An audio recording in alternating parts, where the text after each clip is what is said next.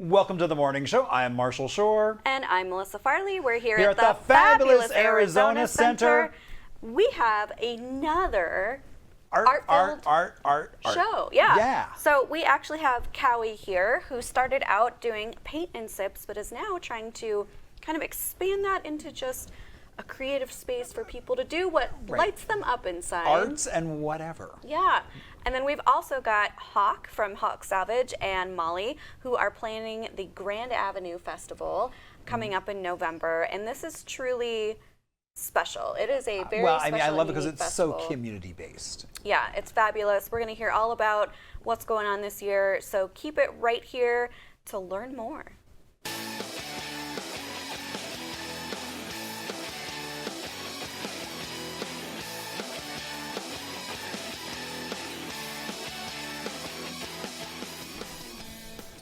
So, Melissa, what's going on? Well, I got to wear a bubblegum pink and blue and purple wig on Friday night. Under the sea. Yeah, I'm going to go to an Under the Sea party. Indeed. You know what I was most proud of? I gave up on heels. I was like, I'm not doing heels. I got jellies, sparkly jellies, and then I had jellyfish earrings. I felt like that was clever. Jellyfish and jellies. So I was running around like crazy up there because I was like, oh my God, my feet don't hurt. I can actually and it's concrete, move. so it's like, oh, yeah. Yeah, so that was fun. And then all these people, this group of women who won the costume contest, they were also jellies, and this was so smart. They got umbrellas, and they lit them up, and then had these like tendrils. They made them. They look so cool. That was my favorite part, was seeing how everybody dressed up. Took that theme and went for it. Yeah, I like seeing Nice. a guy in a shark costume. I thought that was funny. It's like Jaws. Oh, I was thinking Baby Shark. No. Okay. Not I was baby. like, and then the song starts, and you can't get it out of your head.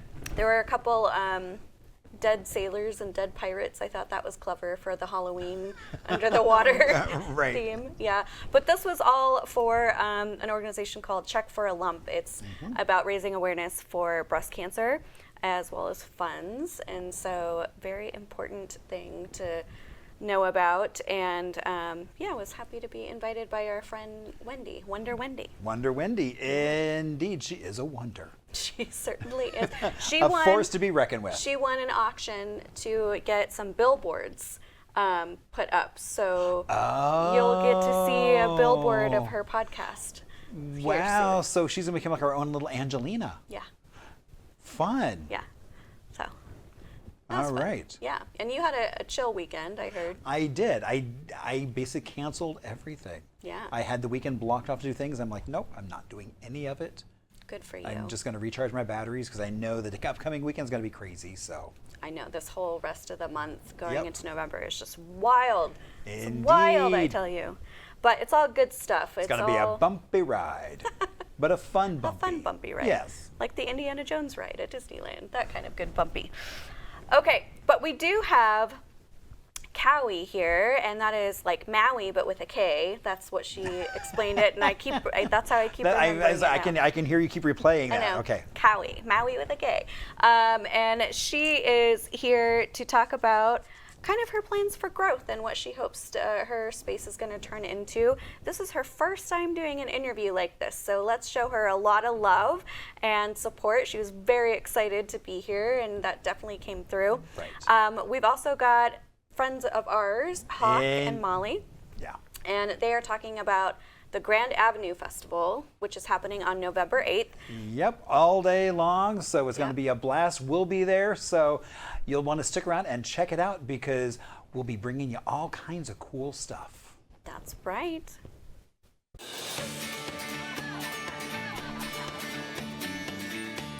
Welcome back to the morning show. I'm Marshall Shore. And I'm Melissa Farley. We're here at the fabulous Arizona Center. And we are here with Kaui. Did I say it right? Yes. Yay! Yeah. She was like, it's like Maui, but with a K. Right. Yeah. That's a gimmick. Yeah. Nobody gets it right. Love it. Okay, so I'm assuming we're not talking about math today. We've got some art in front of us. Yes. So tell us a little bit about who you are, what you do.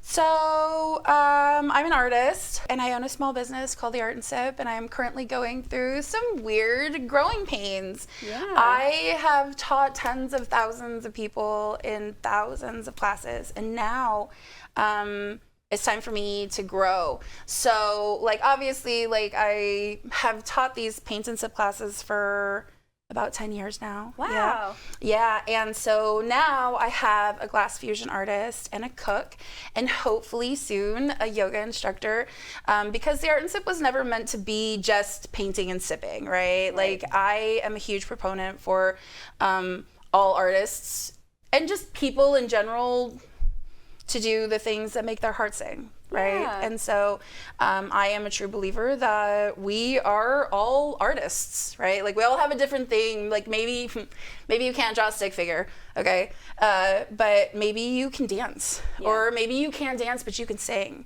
Or maybe you can't sing or dance, but you're a builder, right? Like, you see how things connect.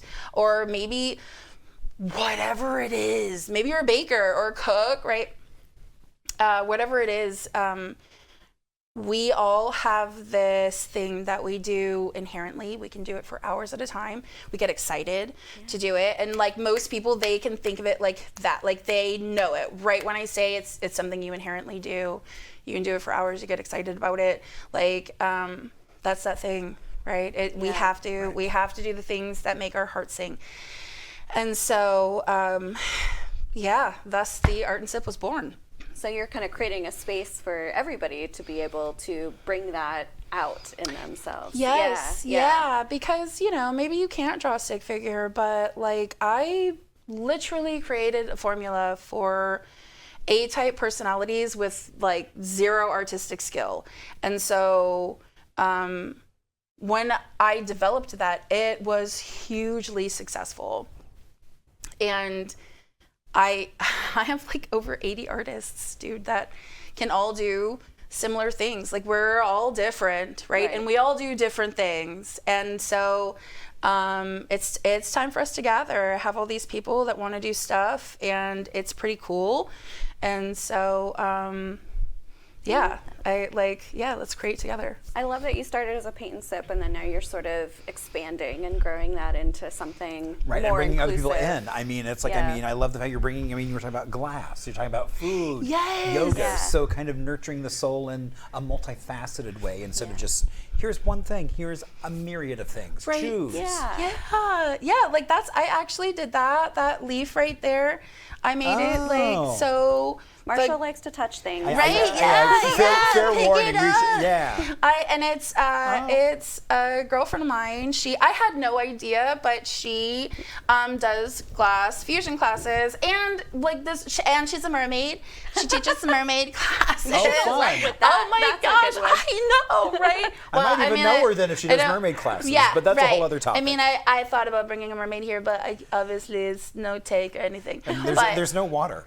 Yes, right. And I want to get it up the elevator, but and her stories always start with, so this one time at the zoo, because she used to work at a zoo. So I am just fascinated every story that she tells. But it just so happened I met her because she was holding a glass class in her backyard. Okay. And I went, I made this like pretty like heart with all different colors, and I had the best time. And so when I started doing the Art and Sip, I just kind of opened it up to her. Like, what do you think about doing glass fusion in my studio? And she was like, oh my God, yes. So, so we've done a couple of classes. That's one of the classes, the latest class that we did. The next one that we're doing is a pumpkin for Thanksgiving, because it's the holiday season. Yeah. And I mean, it's like the next class that we're doing is a banana bread class. Because I have a chef. How to make it. Like, everybody's going to go away with their own loaves of banana bread. Wow. And this chef is like, well, it's a bourbon pecan banana bread. Even better. But you can add, it doesn't have to be bourbon or pecan. You can add blueberries or. I feel like I should take my mom to that because my grandma always made the best banana nut bread, and she left us the recipe. Every time my mom or I try to make it, it never turns out. Maybe it's Martha Stewart where she left one ingredient out. I feel like it has to be. Yeah. It's love. That's what I'm kidding. No, I feel it. My grandma has a persimmon bread recipe, and I don't. Yeah, it's so weird. It's grandma. It's not me. But I feel like I need to get my mom's confidence back. Like, here, you can make this banana bread. Oh my gosh, come. Yeah. Yes. Right, and then learn oh how my to gosh, make it. come. Oh, and the bourbon would do her some good. Probably. I was thinking about that too. So because I know it's like one for me, one for the bread. One for me, one for the bread. We've got a bourbon flight. Yes. Well, which bourbon do I want to put in? That's well. We got to test it. Exactly. Just sample Quality them testing. all first. Yeah. For quality assurance, just to make sure this is good enough for my banana bread. Yeah. So how do people find out about what classes are coming up and sign up? So my schedule is on my website. It's theartandsip.com. So theartandsip.com, and all the events are listed on the website, as well as additional information about me and our artists and the class itself. Nice. Yeah. Are they usually big classes or kind of more intimate? What does it range? It ranges on where we're at. Okay. If it's in my studio, it's a little class because I've all kind of just nobody's just running around my studio like crazy. But at other venues, like public venues, because we do go to a lot of restaurants and hotels and all that stuff.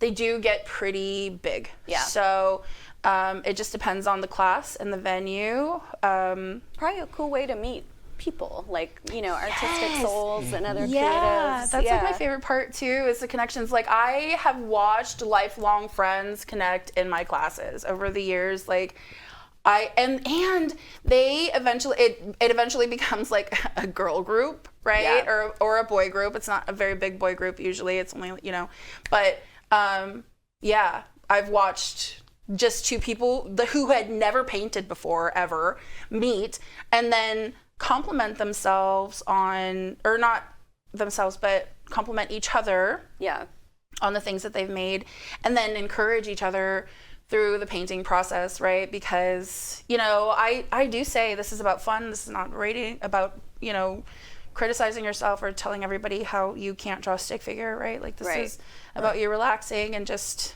Like, I've got you. In these, there's no stick figures. So... No. So it doesn't matter if you can't draw a stick figure. Right, yeah. It's right. So this... that's a glow painting right there. It's black light responsive and it glows in the dark. Yeah. And to do the fairy, we do have to start with like basic shapes, right? Like it has to start as kind of a stick figure before it turns into a fairy. You just have to kind of trust the process. Or maybe you make a goblin and that's okay. Right. Exactly. Yeah. Right. Or maybe that's not your thing. Maybe you've got like a frog. Yeah. Or maybe you've got a unicorn or whatever it is. But I do encourage all of the attendees that come to class to do whatever they want to do. Like, so for example, say they don't like red flowers. Maybe their color is blue. Maybe they've got blue flowers. Or maybe they don't have a red mushroom and a fairy. Maybe they've got like a green mushroom and a frog. Like, maybe... Why not? Yeah. I mean, that's one of the fun parts, though, is like seeing everybody's own unique approach to it, And I think for me that's been really cool because as an adult, I'm a lot more open. Like, when I was a kid, I was very much follow the instructions exactly. I have to make exactly what's in front of me or I'm going to get in trouble. And then I started letting go of a lot of that, And yes. I've done multiple paint and sips and now it's like, oh, okay, they're drawing a sun, but I want a moon. It's going to be nighttime in mine, And that feels so good to just make those kinds of simple but empowering decisions for yourself, Mm-hmm. Yeah, and I encourage that. I really, because we're different, and actually, like that's my favorite part about these classes is that this is the proof that we're all unique. Yeah. Like we all have our own thing. We all have the thing that we think is beautiful, or the thing that we like or don't like. And everybody's given the same stuff, right? Same instructions, Right. same easel, same canvas, same paints, same brushes, same everything. The difference is you. Like, you're the secret sauce, dude. Right. Like, it's Yeah. you. It all Yeah. comes down to you. And and this just allows That's a a great one-up. sound. Yeah, thanks. That just allows an extra life. That was the fairy sound. Right.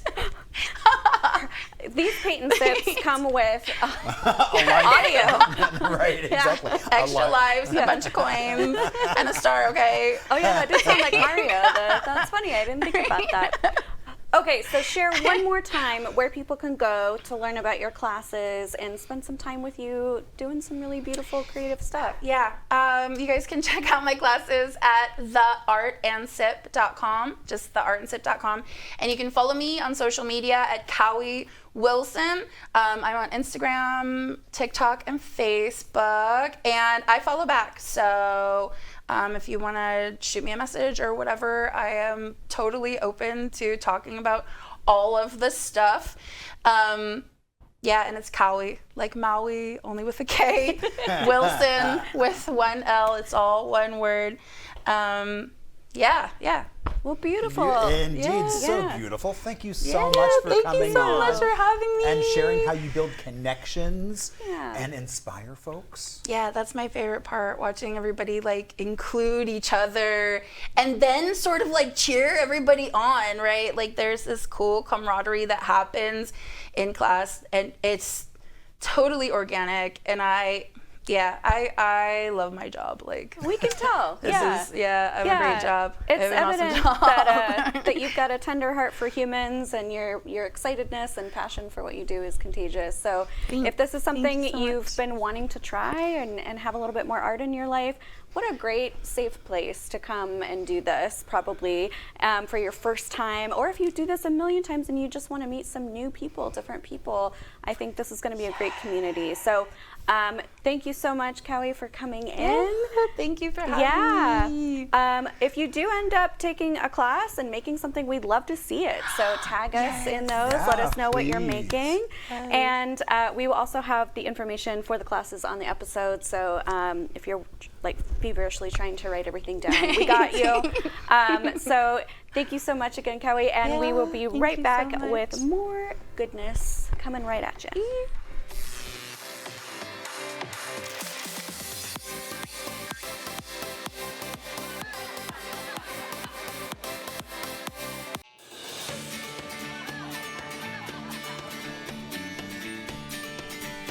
Welcome back to the morning show. I'm Marshall Shore. And I'm Melissa Farley. We're here at The fabulous Arizona Center. And we are actually joined by a friend of ours today. We're very excited to finally have him in the studio. We've been asking for a while now. We've got Hawk here and Molly. Hi. Hey. Good morning. Thanks for coming in. Well, thank you for having us. Okay, so clearly we know who you are, but there are folks that might not know who you are. Oh boy. So tell us about yourself. Oh, well, I don't even know where to start with this. It could go so long. the Back in the previous third grade. No. Exactly. So open-toed sandals and yes. So here we are. I moved to Phoenix in 1984. Came out here. Ended up becoming a member of the Phoenix Fire Department, which I am very grateful for. Thank you very much. Unbelievable profession. I did just over 30 years with them. Throughout that, I started a little hobby, just kind of a cathartic collection of goods. After I retired from the fire department, I opened a little eclectic antique store on Grand Avenue, and I love downtown area, and that's where I am now with my little antique shop on Grand Avenue, trying to help out and support the community and meeting super cool people like Molly, who loves it just as much as I do. I just want to insert, it's not that small. It's quite a large and when he says establishment. eclectic, it's far more than eclectic. Yeah, it's very thoughtfully curated, and it's like an Completely. experience when you go into his space. And it's called Hawk Salvage.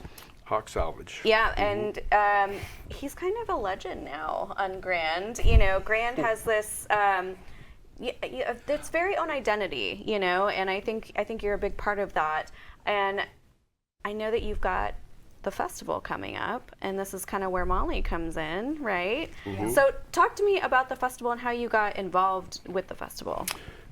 Well, so back to the Hawk Salvage. Maybe it's not quite a small place, but I love being part of the community, and I'm very fortunate. I have a daughter that lives overseas, so I travel and I try to buy things and bring them into the shop that you won't find in a typical ordinary antique store. So the other thing that I really love is art and artists and all forms of art. So I started kind of curating some shows and putting together artists. I think I've put close to 150 artists through Hawk Salvage in the 6 years that I've been there now, which is pretty amazing. And a ton of vendors too. Tons of vendors. Yeah, it's been a lot of fun.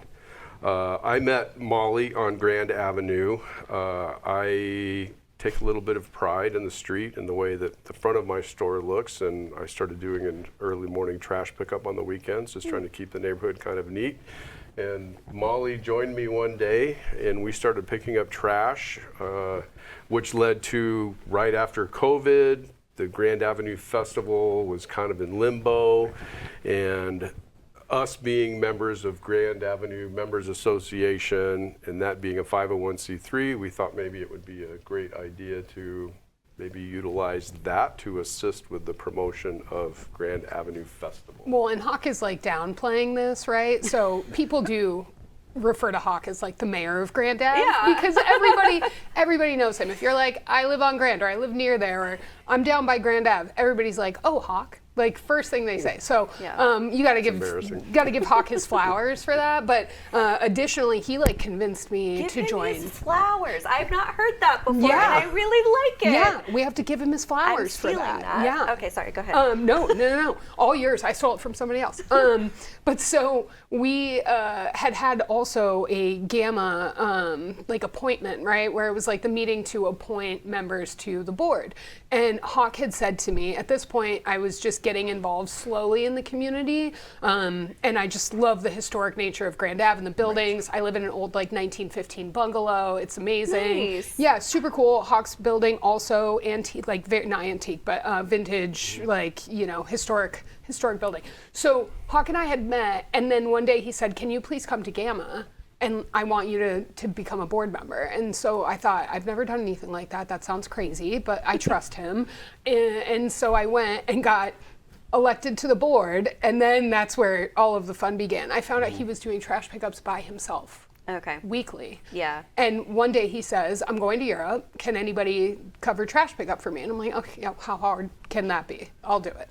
I did one Saturday morning, and I said, "How have you been doing this by yourself? Like, this is insanity." And so then I started helping him out weekly, and that's where we really like developed this very cool friendship, and just tried to encourage everybody else to like get involved on Grand Ave. And when the festival became an opportunity for Gamma, he like looked at me and locked eyes and was like, "Are we doing this?" And I said, "Yeah, let's do it." Like, so last year was our very first time ever organizing it. And it was so much, I mean, one of the things I love about Grand Ave's Fest is that every time it happens, it gets better and better.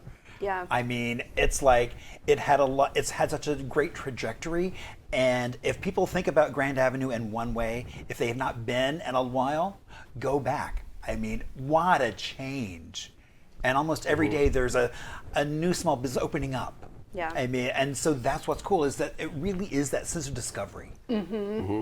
I think it's really neat because you've got all the shops and the vendors, you've got the artists, you've got live demos going on, you've got people performing. You had like a circus school out there, House like of doing Cirque. activities. House of Cirque will be there again. Yeah, like there were food trucks, there like a lot of the spaces were activated. You had the roller derby girls, or the Zoni girls. Zoni girls, yeah. They were there at the Egyptian. Yeah, I love the they're right Egyptian downstairs. Yeah. So, so it's like you just keep discovering, new things and connecting with really cool people. Last year was the first year that you blocked off the street, though, right? That was the first time that had happened. Yeah, what a change that was too. And the main reason was we really wanted to make the environment safer. And traffic on Grand Avenue, when you start getting that many people down there, is just not safe. So, I mean, first and foremost, we wanted it to be a safe environment where people can just kind of filter in from the neighborhoods, because it really is a community and then larger city event. So that was a huge step, and that also gave us the ability to add a lot of local vendors and artisans and craft makers and food trucks, and bring them right down to include them in the whole Grand Avenue Festival, which I think was an unbelievable change to the festival. Game changer for the festival. For sure. I completely agree with that. I mean, it was so much fun. Yeah. Well, and additionally, too, for our sponsors, right? Like the folks who really want to see this big day on Grand Avenue be successful, we definitely felt like the footprint of the festival needed to be bigger. Like we needed to do more for the pedestrian safety and closing it down, but we also wanted a larger footprint because our vendors had been on the sidewalks, which was like super fun for a substantial period of time, right? Like when it started in 07 or 08. But because of course, like Phoenix has grown so large in terms of like our population, our neighborhood, the whole thing. So allowing people to spread out more, especially after COVID, like all of those people stuffed on the sidewalk. So all of the feedback we got from last year was like, there's no other way to do this anymore. Like you have to keep the street closed. Yeah. Yeah. So when is the festival? Festival will be November 8th, Saturday, 10 a.m. to 6 p.m. This year, we're hoping will be twice as good as it was last year. We've doubled the number of vendors, food trucks, make and takes, live musicians. We've had some fantastic support, again, sponsorship-wise. Downtown Phoenix Inc. has been unbelievable in their support. We have a Phoenix College arts program. Jay Harden and Zach Valent are bringing down a group of art students that are going to work on a big project down there, which is phenomenal. Awesome. Yeah. We have a much larger car show this year. Robert Gentile, El Spock, and then the Hafley brothers. We're going to incorporate early model Ford Roadsters with lowriders. There's live music, DJs, and a lot more stuff, but I don't want to give it all away. You're going to have to come down and check it out. I want to say too, this is one of the places that I really like shopping local. We're all about local businesses and supporting local, and I buy so many Christmas gifts for people at the Grand Avenue Festival. Like it's just, they're cool finds, they're unique, they're not like anything else. I feel good about spending my money there. So, you know, if you're like me and don't buy your Christmas gifts way in advance like my mother does, this is a really great place to, I think, find some meaningful things. Well, and I think with Grand Avenue, I mean, in a city of a grid where everything is basically built like that, it's like Grand Avenue is one of the few streets that actually cuts through that. And because of that, it breaks a lot of rules. We are in a good way. We are breaking street. Well, and very much so. And so that's kind of the beauty of it. Yeah. I mean, it's like, and so this is the thing, it's like when they put in the planters, I mean, it was like, I mean, every time, it's like Grand Avenue just keeps getting better and better. Yeah. Well, we're really excited too because we got a grant this year from the Arizona Commission on the Arts. Last year we did as well, but we got the full grant this year.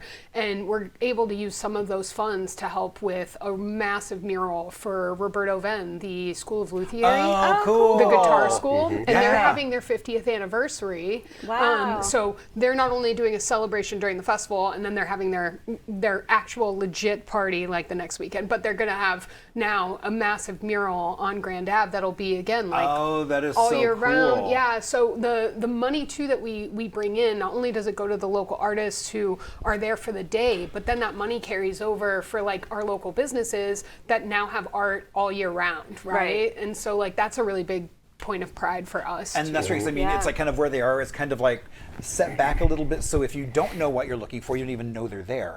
But I mean, Roberto Venn, I mean, worldwide known basic guitar building. Yeah. I mean, right on Grand Avenue. People from all over the planet come there. Yeah, and the founder is an Emmy winner. Like they've all like he's got tons of awards. They're constantly having people who come out of that school who are just go on to be incredible professionals in the guitar world. And I enjoy it because I live really close, and so I get like concert series sometimes where they're just there jamming out. That's cool. Yeah, it's pretty rad. And then they also have like an event space up in Cottonwood, so it's like sometimes he'll do stuff up there, which is a lot of fun as well. But I mean, I just love the fact that Grand Avenue, there is so much. I mean, the Trolley Museum. People, I mean, if you take light rail, you don't even realize that we had trolleys way back in the day. Yeah, electric. Yes, too. exactly. And here's this museum that talks all about that. Yeah. We're really fortunate. It's a street that is very unique. We're also now with the historic registry, right? We're one of the 2 commercial historic districts in Phoenix now. And that's also thanks to the hard work for like all of the people who have been on Grand Ave now for a long time, Right. who have restored those buildings and kept the heart of that community very much alive. And so our goal with the festival was, how do we make it so that it gets bigger and we allow for more people to enjoy it and for it to be fun, but stay rooted in like the community and what Grand Ave is. And I think, not to brag, but I think we did a pretty great job last year of doing that. So we're just hoping we pull it off again this year. You will. And seriously, it's like, you know, you go to a lot of these festivals and yeah, there's shopping, yeah, there's art, but like last year, right, I got to like try out doing taiko drumming and I got a flash tattoo, and you know, it's like you get to do an experience and kind of get integrated into all these different things, and I think that's something that's special about this festival too. You know, and people are always discovering like their new favorite artist, you know, like I mean, Hawk introduced me to Backpack, and we just had Backpack on. Incredible. She did our art too. Hawk, I don't know if you want to. Yeah, Backpack did the art for the festival this year. Cool. She will also be painting a mural the day of the festival, which is phenomenal. She's doing an amazing History of Grand Avenue mural where motley architecture is. There's a big wall space almost across the street from my building. She did a big portion of that last year, and she'll be finishing it this year with the iconic Bikini Lounge, which she will be painting. So when people come down there, a lot of people don't know about like the Bikini Lounge, the oldest tiki bar in Phoenix, which is absolutely phenomenal. And the food scene, Testal, Earth, Goji Berry, Bacanora, Chilte. We've got, you know, exactly. I mean, places that are getting nationally recognized for their food. James Beard runner-up chefs that are creating amazing things. And for those that might remember, we actually had drinks made for us by the beverage director at Chilte. And it was incredible. And we're trying to actually get an episode where we go to them and film on site, because we think that space is just really cool, and that way they have the kitchen to play in. Well, and just that, I mean, just, and again, I think that kind of, when you talk about the preservation of Grand Avenue, it's like, I mean, you've got now the Egyptian going back to its original 1950s name and really kind of blowing it out of the park. I want to throw my 40th birthday there. That's one of my things. I think that was an international invite. I know. But for all those watching, that is actually also where we're having our after party after the festival. So you should come and join us, because we will be there, and Roosevelt John will be there as well. So they'll be coordinating the after party at the Egyptian for after the festival. It's, I think, they're one of their anniversaries too. Oh, cool. Okay, are you ready for everybody's question? How much does it cost? Oh, that's the best part about Grand Avenue Festival, is there is no cost for Grand Avenue Festival. You can just filter yourself in. We really want to keep it based on just a community event that people can come in and have family friendly, kids inviting, arts, crafts, music, to where you can just come in and wander freely. It was like a huge goal of mine, because I did the sponsorships and like all of the money, because being treasurer of Gamma, like Hawk was like, that's your responsibility. So I learned very much while I was flying the plane. Not a fun way to learn finances, but I figured it out.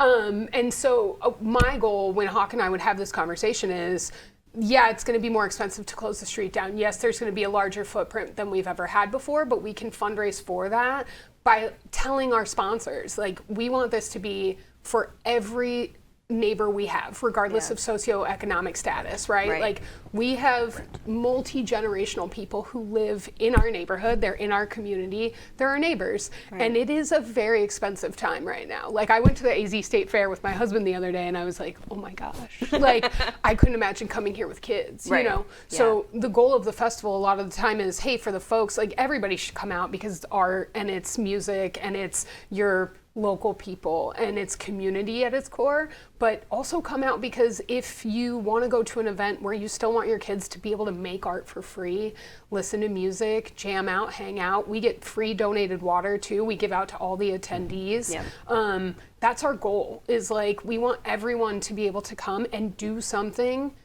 regardless of how much money that you make or how comfortable you feel financially when you go to like these really large festivals and then maybe feel like, oh, can't. Well, but also building relationships. I mean, it was like, living in the desert, we need air conditioning. So when my air conditioner started going south, it's like, who did I call? Gonzalez. Because we at one point had done a tour through their building. And so I'm like, well, they've got a beautiful building, so I'm going to help support that. Yeah. And so, that's the thing. Grand Avenue Festival is so much more than just a festival. It really highlights that there's so much going on all the time. Yeah. Well, and Hawk and I were just talking about just how much money the festival has been able to give back to our local artists, right? Right. And like the festival is every year is the highest day of sales for all of our local businesses. So it's a big day for them. Right. But now additionally, we're able to spend thousands of dollars, tens of thousands of dollars to our local artists and say like unprecedented monies for local artists, Right. Yeah. which is really good. Exactly. And so that's what's so great about Grand Avenue is really its roots being in the arts and just and maintaining that and building on that. Yeah. The other thing about that, when you're on Grand Avenue during the festival, there's a lot of little offshoot streets that are on there, Yeah. which also provide an interesting walk. If you want to get off of Grand Avenue, there's the project space over off 15th Avenue. Behind Motley Architecture, there's an artist there, Renato, who does amazing artwork, who is deeply connected with Chilte, I just found out. I think Chilte has one of the largest Mexican wine lists They do, in Arizona, and Renato is responsible for some of the wines that are there. He has a vineyard in Mexico. I don't think it's in the Valle de Guadalupe, but he's very connected in that. Okay. There's also Aftermarket Cafe, which is down from Bacanora, which has some amazing cocktails. Their food is phenomenal.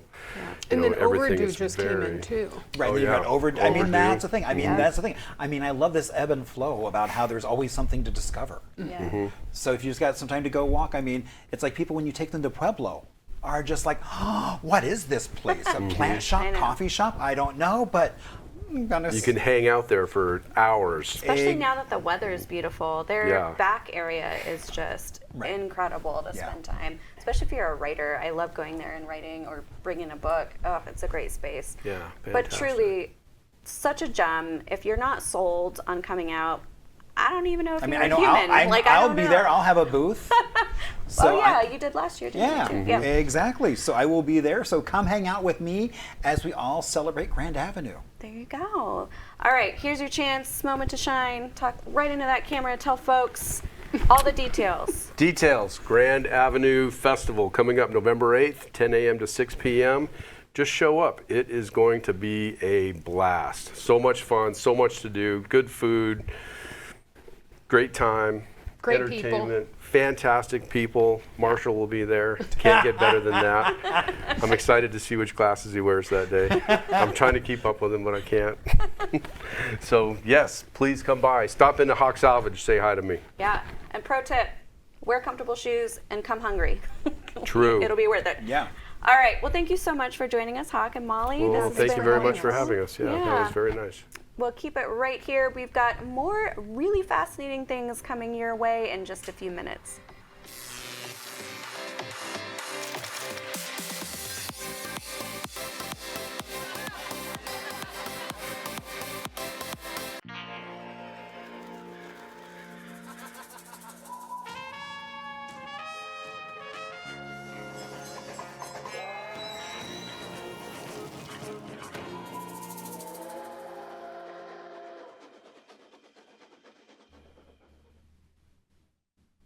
Melissa, Marshall. picture Phoenix, early 1930s. This desert town is transforming. You've got the smell of citrus blossoms filling the air, and new streets are being laid in every direction, leading to such places as the Hotel San Carlos, the Orpheum, the Westward Ho. They all promised a modern cosmopolitan city. Electric streetcars were going up and down the roads. The state capitol dome was gleaming in the sun. And the population surged just past 50,000 people. Wow. Yeah. And, you know, Phoenix was young and very determined to shed its frontier image. So doctors, developers, business folks flooded in, drawn in by the dry air and a belief in that the desert was good for their health. Yeah. So it brought lots of families here. While you had basically the Arizona Biltmore was where the fashionable folks hung out, and you can still hang out there today. And that's also what brought a quiet, pretty medical secretary, Winnie Ruth Judd. Now, Winnie Ruth Judd, she came to town. Not long after that, the newspapers would brand her the trunk murderess, the tiger lady, the hatchet woman. Well, how did we get here? You know, she grew up in a small town in Indiana, not far from actually where I grew up. And that was when I first started hearing about this story, was through learning about it through like Jana Boomer book and realizing, oh, she was from a small town. And she had that desire to get out. Yep. So she got a job at the local mental hospital. That's where she met Dr. Judd, who was 20 plus years older than she was. Yep. And, you know, she was probably hoping for a fancy life of a big house, big parties, new dresses. But in reality, she got a morphine addict. Yep. And so basically they would travel and his habit would catch up with him and he would go looking for another job, and those periods kept getting longer and longer. And so during one of those stints, she wound up here in Phoenix. Now, she started a full-time job in a house not far from where we're sitting right now. And right next door, her next door neighbor was Jack Holleran. So he was the figurehead of a lumber yard. So he was an A-lister. Drove a Packard, which is the car of the day. And not long after that, they had a full-blown affair going. Yeah. She then wound up getting a job at the Grinnell Clinic, which still stands over on 9th Street in McDowell. And that is where she forged a friendship with Annie Leroy and her roommate, Hedvig Samuelson, or Sammy. And they quickly became best friends, social hangouts, as well as roommates. And perhaps even rivals in love. Yeah. And so, in the darkness of October 16th, neighbors heard shouting from a little house on 2nd Street, which still stands, and the next morning, everything was quiet. Too quiet.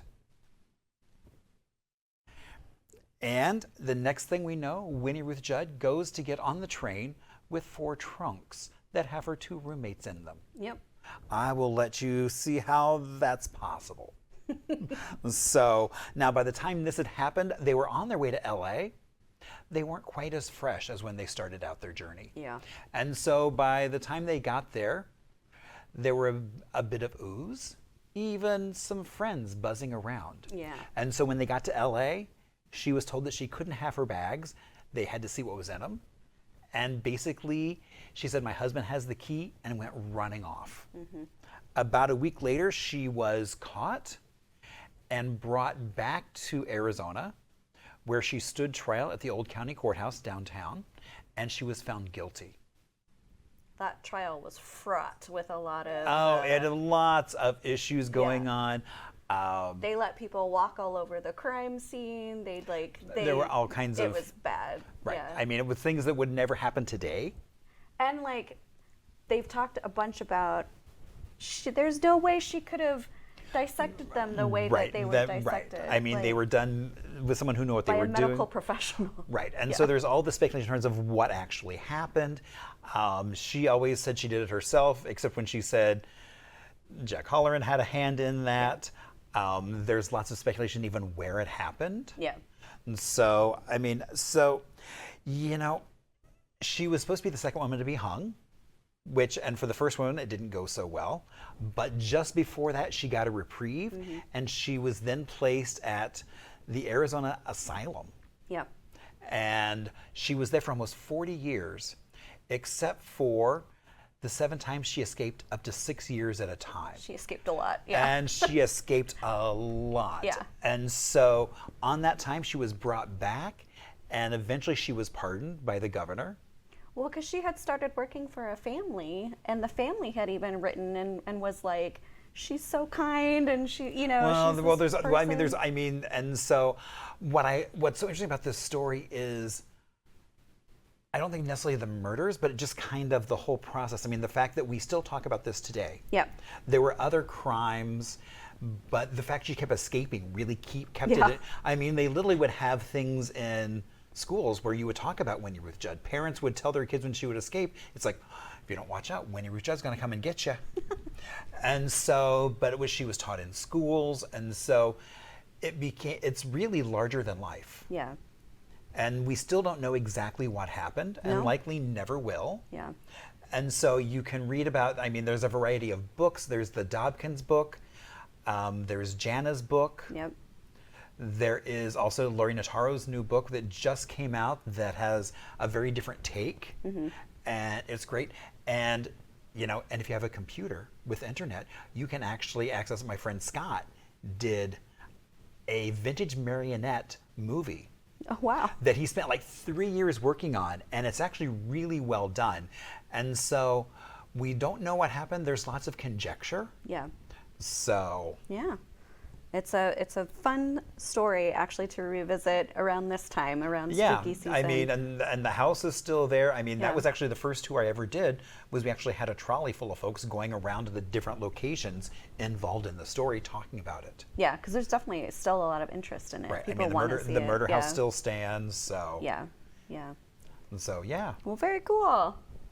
All right, so that's why you should stick around, because we'll have more Arizona love, history, and fun coming up right after this.